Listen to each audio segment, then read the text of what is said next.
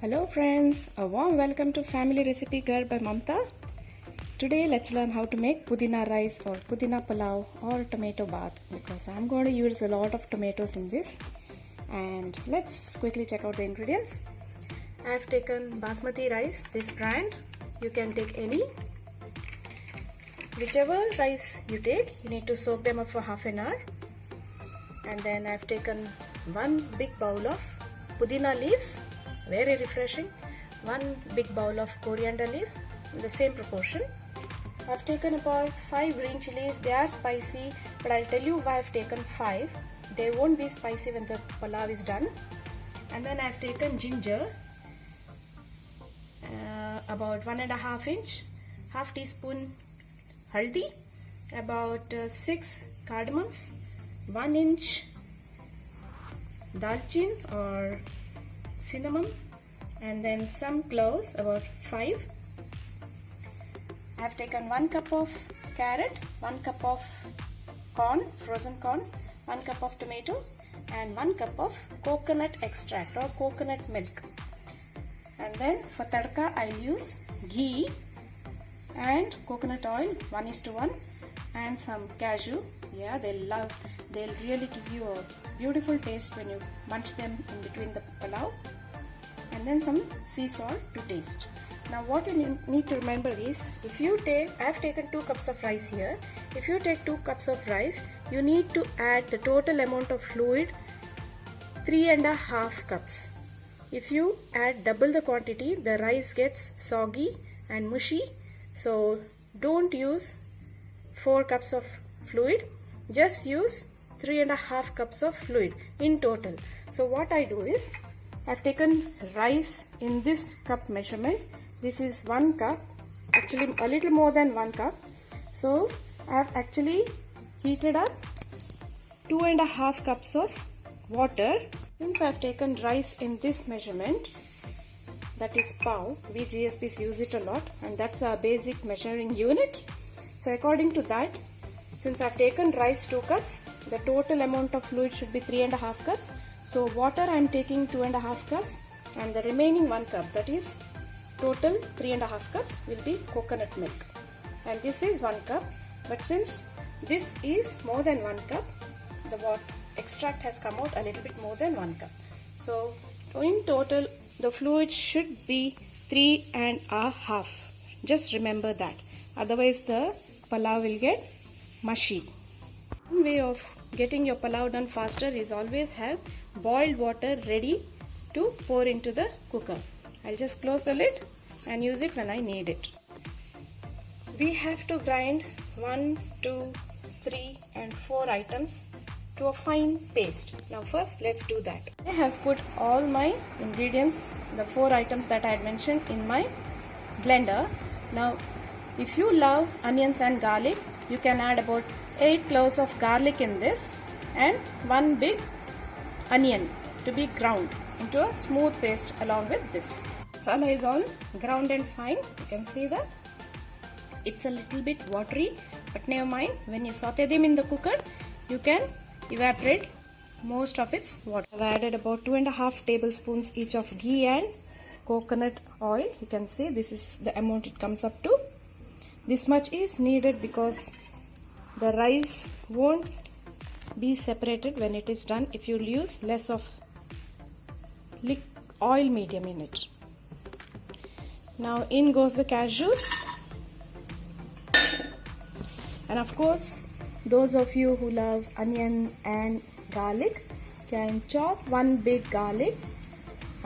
Cut them lengthwise and add them first, and then goes the ginger garlic paste, and then the cashews, and finally the tomatoes. Now let's wait for this to turn a little golden.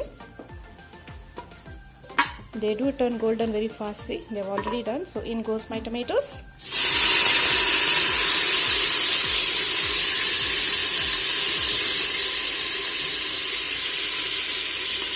Oopsie, lot of steam. Okay.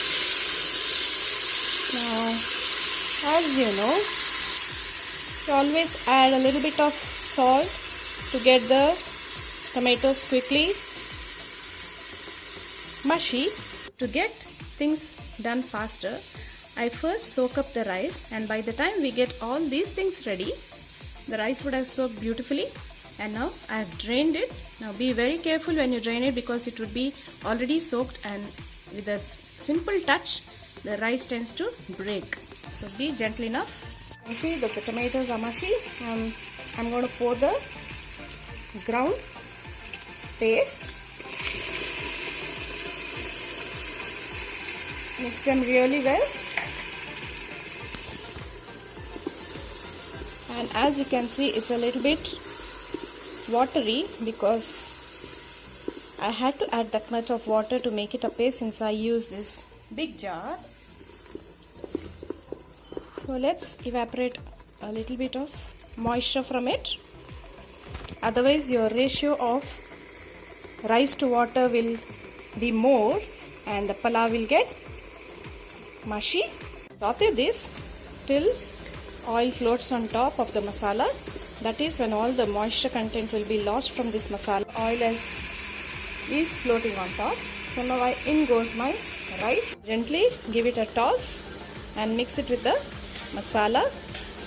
Let each grain of the rice coat well with the masala. Well stirred. In goes my vegetables, the corn and the carrot. Give it a mix again. Water is hot, so I'm going to add that too. And this time blindly, because I've already measured them. 2.5 cups. And give it a mix.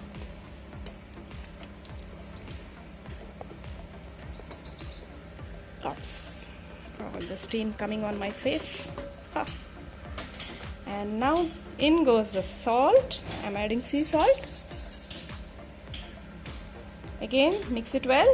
As I always maintained, here's a beautiful, valuable tip which my lovely co-sister's mother gave. She's no more with us, but I always remember her when this happens. Just look at the center boil in the cooker. You can see that? It's boiling at the center, and this means the salt is just perfect. This tip will be very useful when you have functions at home and you don't taste the food that you make before offering them to the deity or God. So please remember this tip and make good use of it. The same applies to even jaggery based dishes like our payasam or the sweet rice or anything. When you add jaggery and give it a good mix, when the jaggery melts, if you get a center boil like this, jaggery will also be perfect. Let's quickly add the coconut extract.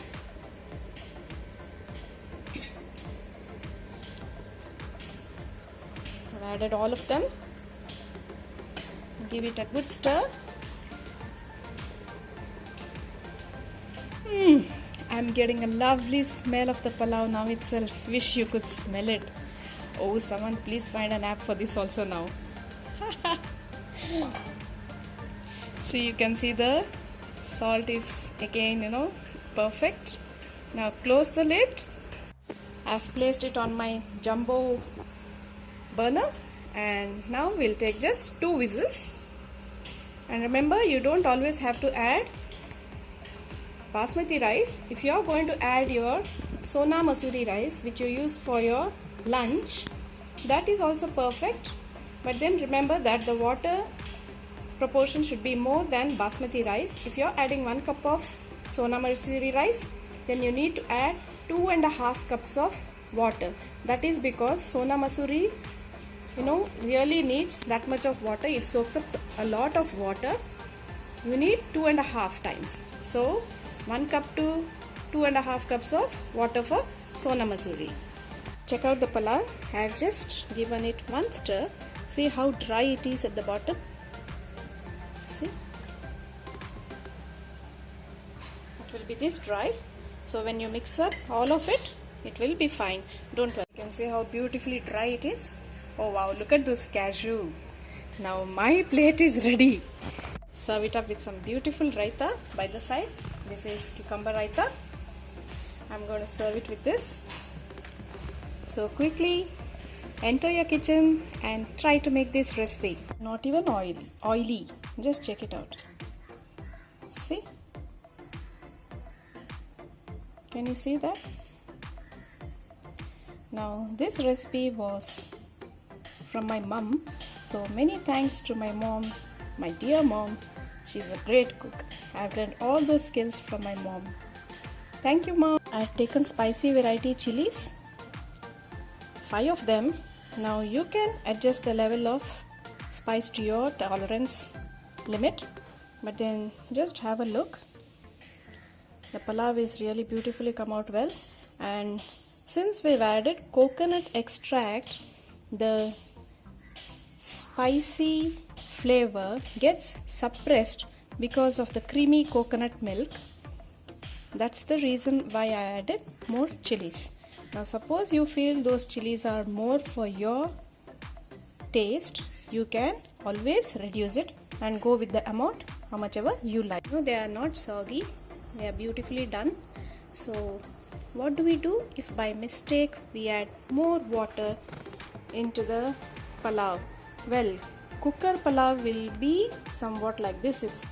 Yes, sometimes we are preoccupied with a few things in our mind, so by mistake we add more water. So you need to keep the prepared palav in a big thali, spread it out, but don't keep mixing it all the time. Put the fan on, and after about 10 to 15 minutes you can see that the rice will be not as soggy as it was when you open the cooker lid. So that's a tip you could remember, which will be helpful. You can make this palav with mushroom, carrots, green pea, paneer, baby corn, and any vegetables of your choice, anything that you love in your palav. And if you are using paneer, just pull it out of the fridge half an hour before, dunk it in warm water. Yes, warm water, because that will make it soft and great in taste. And you need to add some masala to that, any garam masala, haldi, some jeera dhania powder and some chaat powder and any powders that you like, and just marinate it in the mixture and add it to the palav. So that really gives it a great taste. Oh yeah, you can add even your soya chunks. You know, the sky is the limit. You can be innovative and develop on this recipe. Well, my pudina rice is all done and ready, and I have teamed it up with some cucumber raita, some fruit and raw salad. See them? Wow! Give it a try and do let us know in the comment section whether you liked it or not. If you like it, give it a thumbs up and share it with your family and friends. Thanks for watching.